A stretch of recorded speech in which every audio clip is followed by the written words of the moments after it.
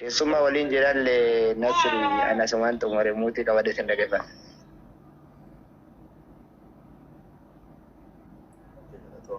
Acha challenge dubbadhu bonaaf dabas. Boleetti teenya beetti rabbiin sabri jabdu siyaa kennu abbaa kee biyyoota salphisu gaddi kan kee gadda keenya abbaan kan kee abbaa keenya hundaadha. Imbooni qalbiin sin cabini namni du'e asin deebi'u. Nuti si cinaa jirra ilmaan Oromoo hundinuu si cinaa jira. Rakkoo kan keessi hojii qoodannaa gadda kan keessi wajjin qoodataa jirra. Of qofachi boo'in jedhanii nuti sachumaa abbaa keetii boo'aa jirra. Waan jiruun si cinaa jirra. Yaaddeen siin jechuu barbaada. Galatoo. Assalamualaikum warahmatullahi wabarakatuh. Beeti ko maamiti egaa rabbi wanamu majallatu qora. Waanuma si jallatu si qoraa jira. Qormaata kanammoo Amin jedhi galateeffadhu fudhuun sin jedha. Oromoon har'as Boris yoomillee si wajjin jira. Maaliif atis Oromoodhuma wajjin jirta waan ta'eedhaaf nullee si faana jira. Oromoon as jala jirtan emoojii boo'ichaa dhiisaati warra as jala jirtan. Emoojii boo'ichaa dhiisaa sheerii fi taaptaappii qofa godhaan isiniin jedha ergaan gara laayiviitiin qabu. Beetii kun immoo si faana jira okee yaadda ini warri kaanis daddafaa yaada keessan dabarsaatii gara hojiitti haceenu sa'aatiin nu jala deemaa jira. Ayah, kalau gagawab sa kuwan nila ito fufa. Tayo ba daan? Assalamualaikum warahmatullahi wabarakatuh. Waalaikumsalam warahmatullahi. Insyaallah fuf. Milki o sila. Sagaling po nagama. Nagama dubot. Rabbi ni sanillee biyya sillee hiyaadini nasaabini namni galuu hin danda'u sammuu kan kennu si wajjin jira Oromoo kan keessin jechuudha keessumaa. Ayah, galatoomi Tayyiba. Itti fufi Sinaan. Assalamualaikum warahmatullahi wabarakatuh. Waalaikumsalam warahmatullahi wabarakatuh. Mama tiya dhukuu rabbii dubbachuudhaaf qalbiin keenyallee sima wajjin baay'ee tokko nu cabee kan rabbitu arga. Inshaallah hamsheer siin jenna yoomiyyuu si cinaa jirra yoomiyyuu taananiin kalees akkas ta'e har'a akkana ta'e jettee wanti sitti dhagamu tokkollee hin jiru. Inshaallah si cinaa jirra harka si qabnaa siin jedhaa jajjabaadhu jajjabeessii maatii keellee ummaa ta'ellee biyyarraa ati asii akka maalitti jiraatte ummaan tante sandaran jirti waan ta'eef ofii keellee jabaadhu ummaa ta'ellee maatii kan keellee jajjabeessii siin jedhaa amsheer ishee amsheer si wajjin jira yoomiyyuu taananii naa jabaadhu Oromoo yoomuu wajjin jira yoomuu harka wal qaba gaachana waliiti nuti. Galatoomi sanyiito. Nama Nasrii koo galatoomii atillee galata qabda wallaahi dhugaa dubbachuudhaaf yoo ijoolleen teenya guutuun isii akkuma faffacaatee jirtuttuu bakkuma faffacaatee jirtuttuu yoo wallaahi akka waan gaaddisa jala teenyu wayiin jiraami Oromoon yoo rakkates yoo rooballee dhabe duraan gadi ba'eetiniin odaa jala taa'ee Yaada gaggabaabsaa yaadan dhedheeressinaadha. Yaani dhedheeratuun qabu yaada gaggabaabsaa hojjettaa deema. akkuma sanii inshaallah Nasrii koo galatoomii jazaakallahu khairan rabbi jazaa tante sifaa kafalu siifis.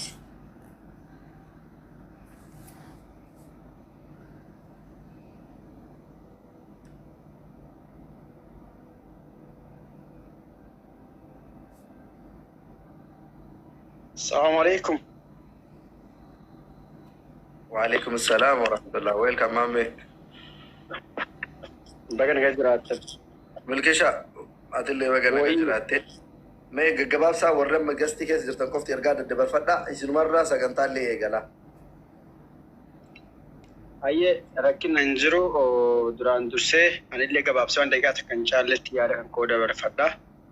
Duraan dursee obboleettii teenna beetii fi seenaadhaan jechuudha. Obsa guddaa rabbi isiniif haa kennu. Homaa miti kun namni hunduu wanni akkanaa inuma qaqqabaa.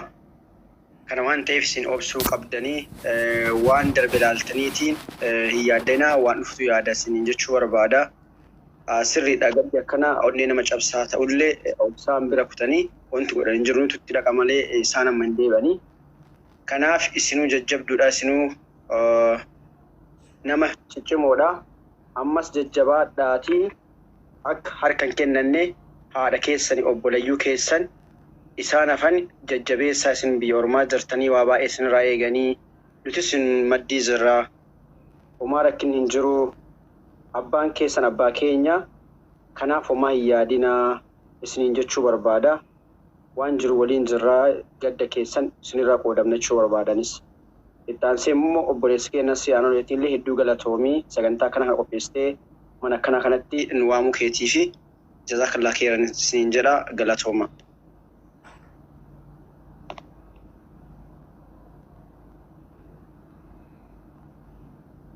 Ayyee galatoom milki.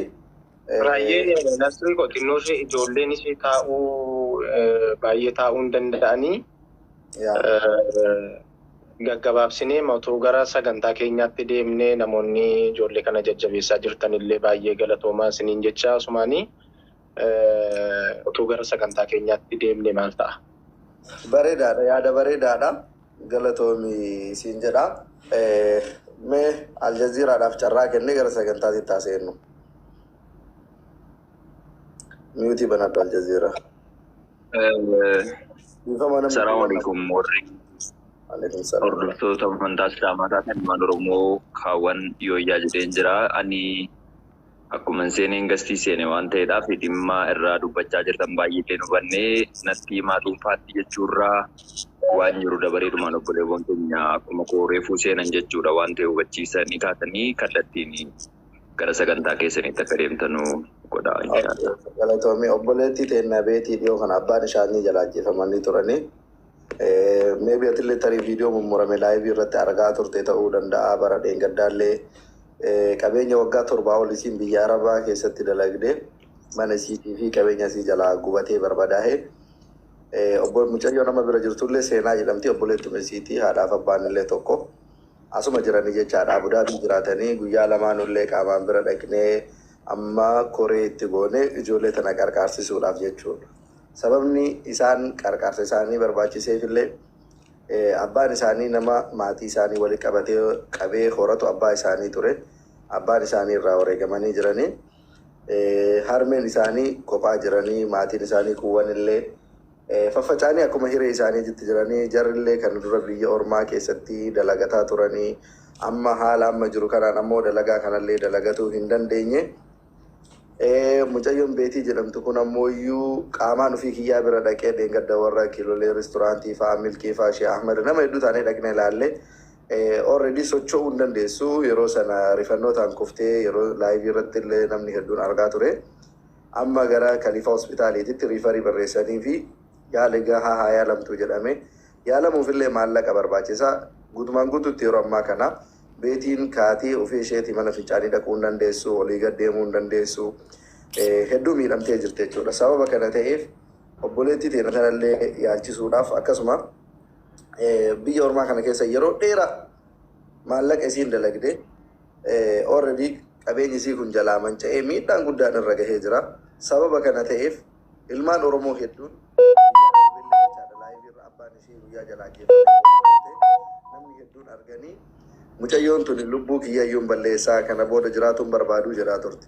Namoonni hedduun ammoo warri biyya Dubaay kana keessa jirtanii mucayyoo tana lubbuu isii nu baraaraa qabeenya isiitii fi hamilee isii nuti uummanni Oromoo cinaa dhaabbannaanii ni jajjabeessinaa jedhanii jennaan nullee waamicha uummataa fudhannee akka nama biyya tokko keessa jiruutitti illee obboleettii teenya tana jajjabeessuu qabnaa jennee abbootiin amantaa garaagaraallee jiranii qeerroof qarreellee nama hedduutu jira guyyaa har'aa kana sagantaa deeggarsaa qabannee dhufne walumaa galatti wanti jiru kana fakkaata. Irra caala irra deebi'ee ammoo wanti jala muruu barbaachisu yeroo ammaa kanatti qabeenya isaaniillee manca'ee maatiin isiillee faffaca'ee haati isiillee ifin dhukkubsatanii ajjeefamuu abbaa isaaniitiin hospitaala jiran. Sababa kana ta'eef maatii isii kuni ummata Oromoo qaba. Osoo uummanni Oromoo kun jiru mucattiin tuni qabeenya waggaa 7 kushiina Arabaa keessa dalagatte bara dheengaddaa akka jalaa manca'ee namni hundi ni beeka. Qabeenya caalu ammoo baran abbaa isheetu jalaa ajjeefame jechaadha. irraan rifannoota kanaa fi miidhama kanaa waliin mucayyoon kun ibin sa'aatii ammaa kana dhaabbattee deemuu iyyuu hin dandeessu. Qaamni isii hundi jechaadha akka paralaayis ta'eetitti gogdee haftee jirte jechaadha. Namatu fuudhee olii gatteessisa, namatu ciibsa, hin nyaattu, hin dhugdu. Nyaataa dhugaatii mukaan hin dandeessu. Gilgoosii mana yaalaa geessaa wantaa jedhan jechaadha. Fayyaa isii yaaluu fi qarqaarsa maatii isiitiif guyyaa har'aa kana walumaa galatti. Welcome Sheikh Abdurrahman. Annaa kana fakkaata maamee amma yaada kennatuu dandeessaa. Miyuutii banadhu. Maammeedhaa kennu jecha waliin asiin jedhamatti kan isii dabalu yoo jiraate. Dubbadha hayyee. Isii bira jiran qaamaa Sheikh Abdurrahman Faatee ammoo. Guddaa dubbachuufi miti. Harmeen isaanii akkuma mana asiriin jedhu kanatti miidhamarra jiranii sanirra caalaa ammoo kan nama gaddisiisu akkoon isaanii illee har'a jalaa wareegamanidha. Haati haadha isaanii ilaalaa. Miidhamarratti miidhama, rifaatuu irratti rifaatuu, gadda irratti gadda jechuudha. Amma reef kanaas turree hoggaa dhageenyu haadha keenya jalaayis haadha isiitti wareegamee nuun jedhan. Agartee tarii akkoon sunis gadduma kanarraa ka'ee ta'uu danda'a. Tarii immootu namootummaan kun beektaa yeroo waa galanii jedhan immoo namni yoo baay'ee tokko xooxeffatee gaddas heddummeessee jedhe rabbiin immoo nama qormaata nama daddabalaa. Hireedhuma akkasiittu qunnamee kaan irraan asiriin dubbateera waan guddaa asii dabalu hin qabu. Yaada kan kee baadhu maamme.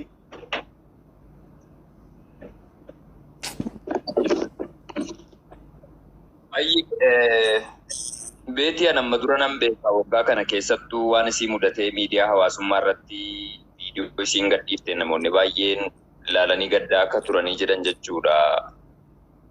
Akkuma isinuu amma jechaa jirtan jechuudha. Rabbiin yeroo gadda wayii baay'isanii jedhan jechuudha. Nama qormaatuuf waan tokko raawwachuu danda'a. Kun hojii isaati. Nuti immoo akka ilmaan Oromootti callifnee gadda kana walirratti ilaallee yookaan hidhiituudhaan dhiisuu qofa osoo hin taane nama waan taaneedhaaf nus hiree rabbii jiraannaa, hiree rabbii waan yaadne karoorfannaa. Carraan akkanaa akka nun geenyeef ammoo gaafa waa qabnu waan qabnu wal bira dhaabbachuu, wal cinaa dhaabbachuun amantaa gosa naannoo osoo adda waliin qoonne gama amantaatiinis ta'ee akka namummaatti jechuudha waan jajjabeeffamudha waan ta'eefi. Obboleewwan keenya laayivii kana daawwachaa jirtan hundumti keessanuu jechuudha. Tarii kan dhimma kana amma dura akkuma qabaatanii yoo jiraatanii jettan obboleewwan keenya waan isiniif ibsaa jiru dhaggeeffachaa jirtu. Obboleettii keenya bira qaamaan argamanii akka Oromummaatti akka nama biyya tokko jiruutti jechuudha. Jarri shoora gama isaanii ba'achaa jiru. Nuti immoo obboleewwan keenya biyyoota garaagaraarra jirru jechuudha. Duniyaan kun jechuudha akkuma rabbiin fide nama harkaa fuudhuu danda'a. Akkuma nama harkaa fuudhe namatti deebisuu danda'a. Hireen carraan akkanaa immoo akka nun geenyeef gaafa jirru, gaafa fayyaa qabnu, gaafa nagaa qabnu jechuudha. Namoota gaddaan marfamniif jechuudha. Rabbii gaditti nu sii jirra jechuun wannichi harkuma deeffachuudha natti fakkaata. Abbaadhumaaf deebi'a wanti gaarii waan ta'eef obboleewwan koo warra jala jirtan hundumti keessanuu kana dhaggeeffachaa jirtu waan ta'eef inni maallaqaan danda'u maallaqaan, inni yaadaan danda'u yaadaan obboleettii keenya cinaa dhaabbachuudhaaf jechuudha. Viidiyoo kana sheerii godhaa walitti jechuudha. Namoota tarii carraa kanatti fayyadamanii sheer godhanii yoo dhufanii jedhan obboleettii keenya kana gargaaruu danda'u waan ta'eedhaa fi oofishaalii akkaawuntiin irratti namoonni gargaaruu danda'an jira yoo ta'e jedha ittiin jiraachuu danda'a jedhee yaada waan ta'eef akkaawunticha uummataaf ibsaatii. Ngaayyee kallattiidhaan akkaawuntii sana uummataaf ibsaa. Karaa obboleettii keenyaaf deeggarsa godhamuutti itti oofame gaariidhaan jira galatooma. Ayyee galatooma ulfaadho. Amma dhiifamaan as gaafachaa jiru ijoolleen koomantii irratti gaafachaa jiru waan ta'eedhaaf haa qophaa'u haa barreeffamu. Reefu dhiifama waliin naatii fi Abdurrahmaan jechaadha. Reefu nama 700 akkas irratti beetiilleen dubbattee turte daqiiqaa tokko qofa yoo danda'ame isiidhaaf carraa kennitanii yaada xumuraa ishee dubbattee sagantaa kennatti haaseenu. Maaliif namni illee amma dhufan waan ta'eef yeroo tokko ishee illee arganii haa dubbistu.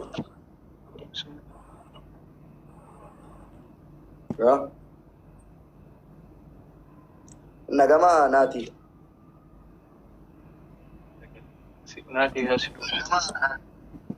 Ni dhaga'ama. Agasiif isin warri akkaawuntii biraa qabdan naatii fi Abdurrahmaan Faatillee akkaawuntii qopheessaa koomentii jalatti bilbilee garee keessaa qabdi.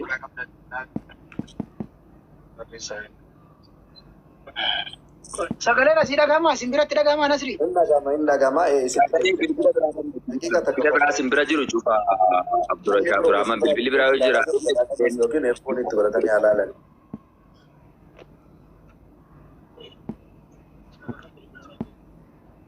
Inna gama Abdurrahman ani isin argaa jiran nagama naati. Maal godhi jedhe? Al tokko irra bilbilamee jennaan telefoonni sagalee keessan nu jalaa gadajjeese Nasri xiqqoo dhaga'ama garuu ni dhageenya. Okay, naati lakkoofsa tokko barreessi tiktokii keetiin isin galcha. Okay. Wanna sabu. Koomentii jalatti lakkoofsa tokko naaf barreessi. Kiyyaan seeni kiyyaan dhaga'amaa laata kiyyaan seeni mee. Ergatteerta? Ergameera jalqabarra ergameera. Injuram.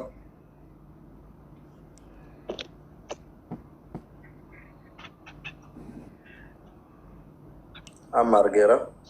Isa kanaan baasi isa kanaan baaftu malee gastiin guutuudha waan ta'eef akkaawuntii isa kanaan baasii fi kan Abdurrahman hin accept godhu. Okay. Isa kanaan gabbuusa. Amma argeera kan Abdurrahman.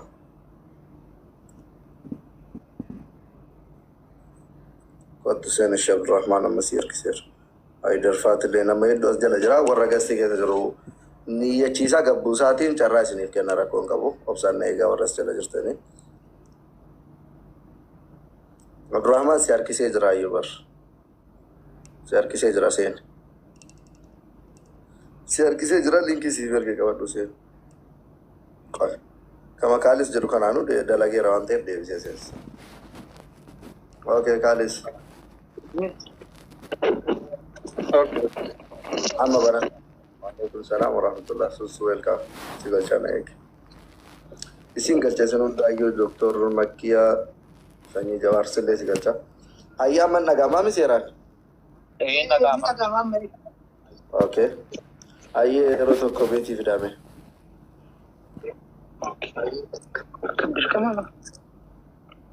Nasri. Oh. Keessummaa biyyaa dhufa wayiitu jira beektaa abboota amantii biyyaa dhufa wayiitu jira isaanis kutaa biraatti kadhannaa godhaafii jiranii soyyee kiloolee fa'aa ol dhufanii warrallee. Haa xumurtuu booduma dubbisnaan sagantaa keenya taasise. Yaa nama kadhannaa gochuufii jiran kutaa biraatitti.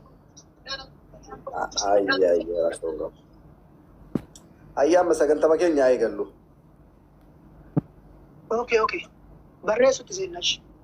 Isin finnaa kadhannaa godhaaraniif jedhanii keessummoota biyyarraa dhufan wayiitu jira yoo xumuranii gama wanta seenna jechuudha. Kanaaf amma walumaa galatti garuma sagantaa keenyaatti taasifnu deeggarsa warra gastii kana keessa jirurraa namoonni rabbi waan isinii laaffiseen niyyadhaa akkaawuntii koomentii jala maxxansaa.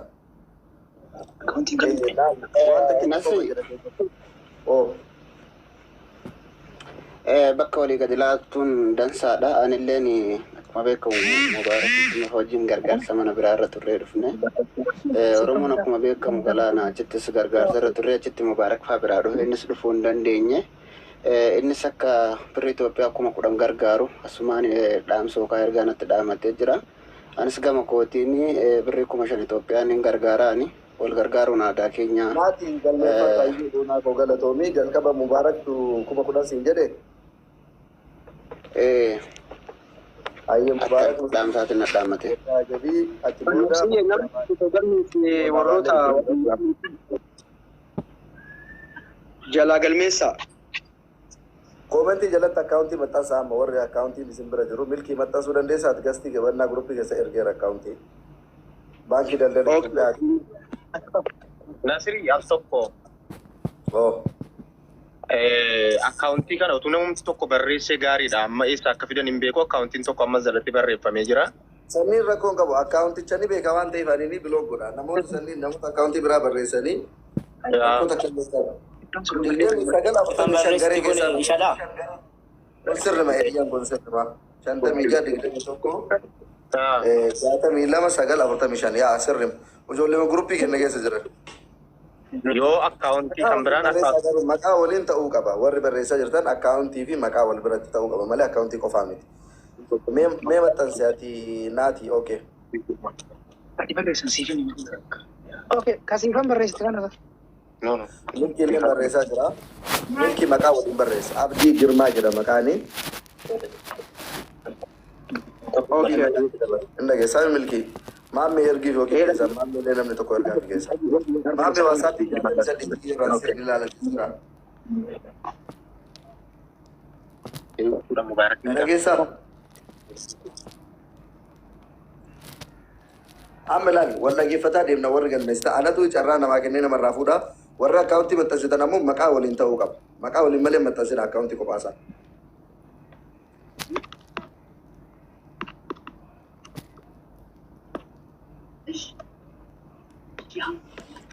Akkaawuntii maqaa waliin malee barreessina. No. Ayyee. Meerii Amboo dubbadhu meeti. Okay, akkam jirtu hundumti keessaniyyuu galatoomaa carraanaa kennuu keessaniif yaada baay'een dheeressanii obboleetti keenyaaf jajjabina waaqayyo jajjabina isheedhaaf haa kennu. Tokko tokkonis yaada dhiyeessuunis yeroo isinitti fudhata.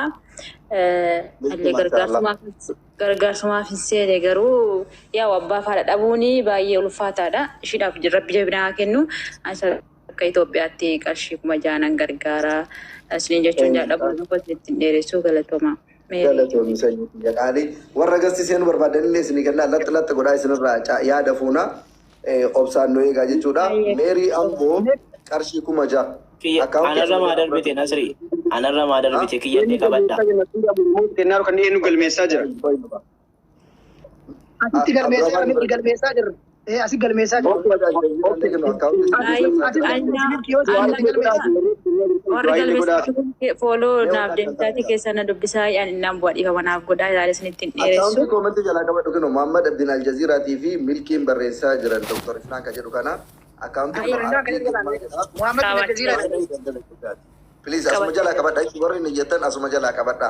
Gaafa galchitan ammoo risiitii warri bilbila kiyya qabdan bilbila kiyyaan feetan ka milkiin warri qabdan ka Muhammad Aljaziiraa illee warri qabdan itti ergaan nu kan gaha.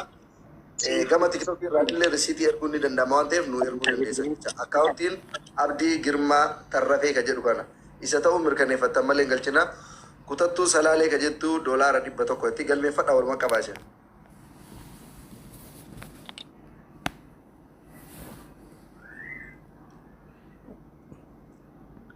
Okay. Warri gastii keessa jirtan itti fufaa. Meerii galatoom nama birootiif carraa kenna bakka kan kee kana. Ka koomentii jalaa isin dubbifadha anillee isiniif himaa. Sanyii jawwee ka jettu qarshii 100. Kiyyallee 1,000 galmeessaa Nasrii koo kiyyallee 1,000 galmeessaa biyyan jira kan biyya jechuudha. Ayyee hacee challenge galatoom qarshii Itoophiyaa qarshii 1,000. Qamariyaa dirhama 100 dirhama. Kaalid kiyyallee galmeessaa. Kuma jaatama jechuu barbaade Kaalid. Isin warra gastii keessa seenuu barbaadan illee isin seensaa carraa warri argatanii burtee $200. Doktor Matiyaa si galchaa amma qofa seera. Dirhama 200. Ifama tasgabbaa barreessaa akka qabataa tolutti. Tasgabbaa barreessaa dhaqamaan sagaleen naati. Dirhama Dambaasa. Riyaal. Seeraan dhagayaa jirra barreessaa jirran Dirhamaaf qarshii. Warri jettan qarshii Itoophiyaa nuuni jedhaa. Isin callisaatiin barreessaa ani isinii dubbisaa qabu. Eshi seenaa mee dubbadhu. Eshi Xayyibaa dubbadhu. Xayyibaa sabaa. Baay'ee bira dabarkan. Warri seentan dafaa nuti bal'aa dubbadha. Xayyibaa itti fufu. Nasrii, assalamualaikum warahmatullahi wabarakatuh. Waalaikumsalam warahmatullahi wabarakatuh. Nasrii, ani riba nagee bu'uuf deema. Ana Makiyaadha. Ana Abu Dhabii keessan jira. 500 ka Dubaay naan ergaa fi iddoon jiru. Wanna jedhama iddoon kiyya shabukaa jadiiti jedhama inshallah namni dhufee narraa fuudhilee jiraate naan ergaa inshallah bor. Abu Dhabii rakkoon qabu yoo Itoophiyaa galchuu dandeesse Itoophiyaa galchuu yoo hin dandeenye illee qaamaan dhufanii sirraa fuudhuu danda'ani. Ayyee rakkoon qabu lookeeshinii na erganii waasaapii isaanii hin qabadda. Isaan nama dhufee sirraa fuudhan sii godha. Ayyee barakallah fiikum. Galatoom rabbi jazaa keessi faa kafaloo sanyii tolu. Ayyee Xayyibaa itti fufi. Suudii jira 200 Suudiin ergaaf akkaawuntii Azalaa kanarratti. Riyaala 200 akkaawuntii kanarratti rabbi jazaa si haa kafalu. Yoo galtee sii danda'ame akka risiitii keessaan nuuf ergishii. keessaan na ergamee jira. Birrii Itoophiyaa 2000 alawiyyaa jedha galmeessaa. Ayyee alawiyyaa qarshii 2000 Itoophiyaa. Tole ishii xayyibaa teenya galatoom jazakumullahu khayran. Rabbi sirraa jaalatu. Itti fufi seenaa. Seenaan tun qaata seentee dubbataan jirtu gasi buusu kooti. Jimmee welkaam. Assalamualaikum warahmatullahi wabarakatuh. Waalaikum salam warahmatullahi. Seenaan boo dubbadhu. Kan dura namti amaaru kan jiru jireenya nuufaa kennu bilisummaan injifannoon kan uummata Oromooti jajjabina namaaf obboleetti kiyyaa hunduma maatii ishii hunda waliin illee sorry ani garuu biyya biraa irratti erguu hin danda'u gara Itoophiyaa irratti doolaara 100 nan erga okay gara biyya biraa irraa erguu hin danda'u. Innaa kan dura namti nuufaa amaaru kan jiru jireenyaa kennu. Amin amin sanyiiti galatoom ulfaadhu. Akkaawuntiin kam Itoophiyaati waan ta'eef Itoophiyaa galchuu dandeessa. Akkaawuntii Muhammad bin Aljazeera. Akkaawuntii amma siifuuni galakkiste sana fudhadheera ani Itoophiyaati. Maqaan Abdii Girmaa Tarrafee jedhama. Aljazeera illee maxxansaa jira. Muhammad bin Aljazeera jalaa argachuu dandeessanii. Baankii daldala Itoophiyaa Abdii Girmaa Tarrafee jedha. Okay, thank you so much. Galatoom sanyiiti ulfaadhu. Itti aani Jimmee koo. Welcome. Akkam nagaa keessanii? Jirtaa Jimmee. Ilkifoo mammee akkam? Jirra. Nagaa Jimmee welcome. Annaan immoo birrii Itoophiyaa birrii 6,000 kan ergaa. Jimmee qarshii 6,000 galmee isaanii galatoom Jimmee koo akkaawuntii kinu Aljazeera fa'aa jalaa fudhadhu ishee yoo barbaadde keessaan illee si ergina. Naaf ergita rakkoo hin qabu ishee rabbi jajjabina jiraata kennu. Amin galatoom isaanii. Badani ko screenshot godhachuu dandeessu yaa Oromoo. Screenshot dha. Mee sagalee keessaan illee ergaa fi bilbila ishee waan qabuuf rakkoo hin qabu. Ulfaadhu Jimmee koo galatoomii siinqee guutaa itti fuufati. Tolii akkam jirtu? Jirra sanyiito. Warri galmeeffattan ka Abdurrahmaanii fi Naatiin jabaadhaa galmeeffadhaa. Ayyee anree obboleettii keenya rabbi jabinaa laatu ani immoo akka Itoophiyaatti qarshii 5,000 galchaaf jechuudha. Ayyee galatoomii sanyiito yoo galchite akkaawuntii gama tiktii kanaan risiitii nu ergishee. Okay, shirakum. Ulfaadhu rabbiin bakka siifaa buusu sanyiito. Galatoomii. Ayyee. Itti fufa obboleewwan koo akkaawuntii Muhammad bin Aljazeera isin maxxansaa jira. Akka isin harkaa ol keessan dhoofneef illee Abdii Girmaa Tarrafee jira. Baankii daldala Itoophiyaati namiifuu mijataadha waan ta'eef Muhammad Aljazeera jalaa fudhatanii galchuu dandeessan jechaadha. Itti fufa. Susu welcome.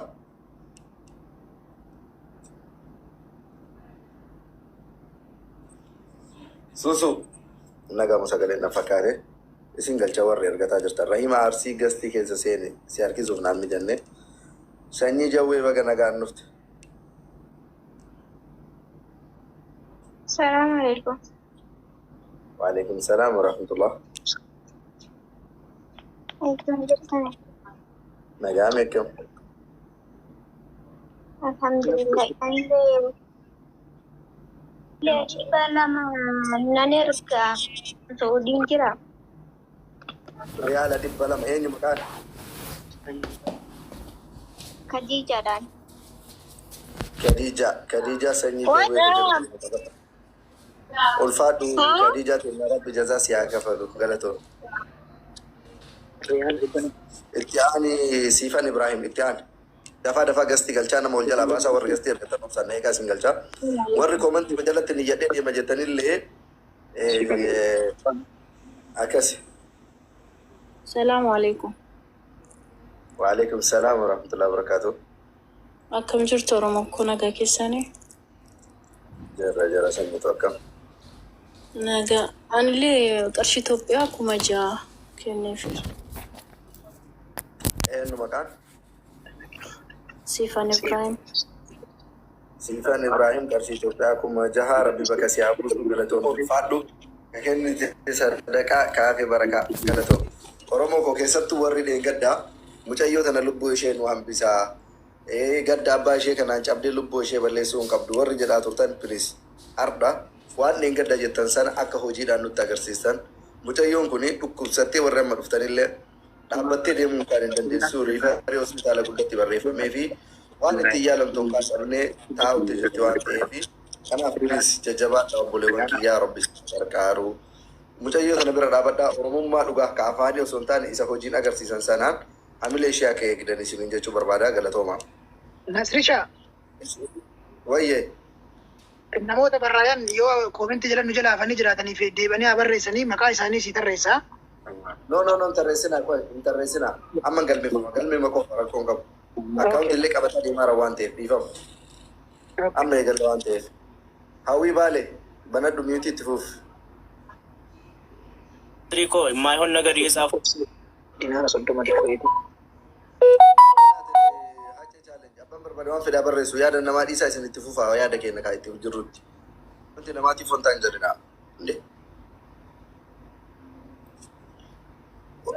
Hawwii baale hin dhagamu na fakkaate lalisee dubbadhooti lalisaa. Salaam alaikum.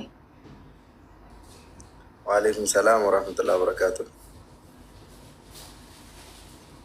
Anilleen Saudi adaan jiraate haala 200 nin argaa komanni jalatti. Saudi Arabiyaa ta'e? Eenyu maqaan? Ani Leelloo Ismail. Leelloo Ismail Riyaala Suudii 200. Hayyee galatoom rabbi si haa kennu sanyii ta'uu ulfaadhu. Itti aan obboleettii teennaa hawwii baale yookiin ammoo kutattuu salaalee itti fufi. Nasroo karaa miseenjeraa erga ani duraara 100 nan galchaaf organama ishee. Ishiidhaaf immoo rabbi jabeenya ishiidhaaf haa kennu. Hayyee ulfaadhu galatoo. Karaa miseenjeraa jedhama. Okay, miseenjerri koo gubatee jira garuma tiktokii kanaan naaf ergishee. Kanawwiyoo hojjetu? Kanawwiin hojjeta kawwii irratti yookiin ammoo gama tiktokiitiin illee naa erguun dandeessa baay'ee tiktokiin illee suuraa erguun ni danda'ama. Okay, galatooma hundi keessanuu ishiidhaaf immoo jabina haa kennu. Hayyee galatoome.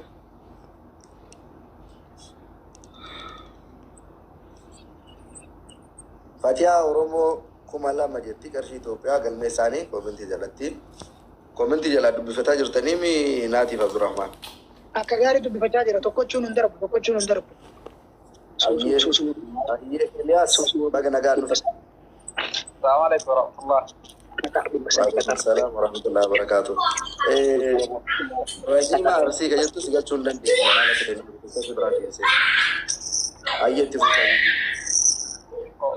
Bante sagalee saasoo inni godhaa jira. Ayyee baga nagaan turtanii anis aga'uu na kiyyaallee inshaallah isinii waliin hin jira si wajjinaan jira dubbiseen ture illee Ustaaz Ahmadiini waliin haasaa turre wooma kanarratti gargaaruu qofa osoo hin taane akkasiin gargaaramtuuf illee aga'uu na keenya irratti dalaguun dirqama keenya ni gargaarrasi ni gargaarsifnas inshaallah aga'uu na keenya siin illee nasrii keessaa si dubbisa rakkoon hin jiru aga dandeenyu ni gargaarraan eeyye walumaan jirra. Tole waan galmeeffataa jiraniif waan niyyaa keetii waan nu beeksisee rakkoo qabu. Ayyee diraamaa asitti moo akka Itoophiyaatti walitti qabamaa jiran? Itoophiyaatti akkaawuntii Itoophiyaa maxxansaa jiranii maammeen eessa deemtu jira yeroo tokko jiraatti akkaawuntii nuuf maxxansii warri niyyataa jiran kun akkaawuntii haa qabatanii qarshii akkaawuntii Itoophiyaa itti. Okay. Yaa kunoo suusuu booboo barreessaa jirti. Okay, screenshot godha. Screenshot godha.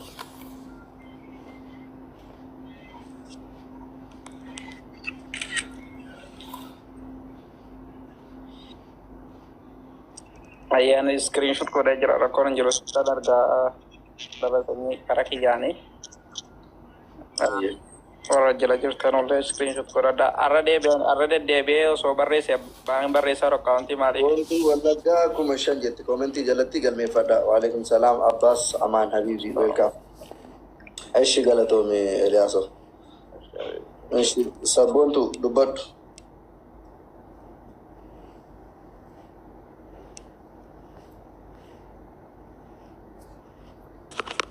hayyee anilleen yaa'u hin beektani ijoollee baay'ee gargaaraa jirraasi garuu tuffii hin qabdu waannan wal yaadachuudha 1,000 Itoophiyaa jechuudha 1,000 Itoophiyaa nan galchaa fi boruu yookiin iftaan. Akkaawunti as jala maxxansaa jiranii suusuu oboo Faatillee Acee Chaalenjillee maxxansaa jira. Akkaawunti as jalaa qabadhu ishee Abdii Girmaa Tarrafii daldala Itoophiyaati. Ayyee galmeeffadheera. Ayyee kaayyoof ka jettu kun dubbadhu itti aani. Salaamu alaikum warahmatullahi wabarakatuh.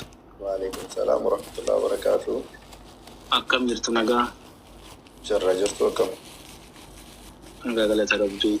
Ayyee jaraallee rabbi jajjabinaa kennu isaan du'anis rabbi nama jeennataa taasisu ilmaan Oromoo kan isaan bira dhaabattanii ulfaadhaa rabbi ulfinne